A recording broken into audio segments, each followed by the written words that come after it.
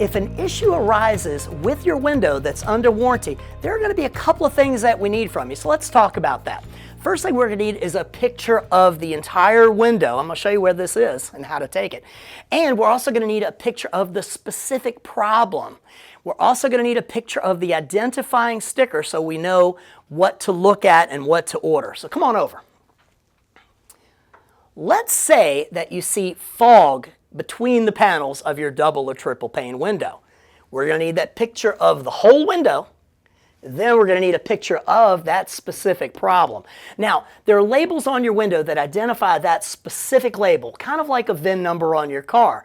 So in order to get there, we're going to look up top for this guy right here. Make sure to disengage your locks, lower your top sash, and there's the label. Make sure to take a picture of the one with the identifying numbers, and we're going to show you what that is. And then, sometimes the warranty sticker may be in a different location, like this window right here.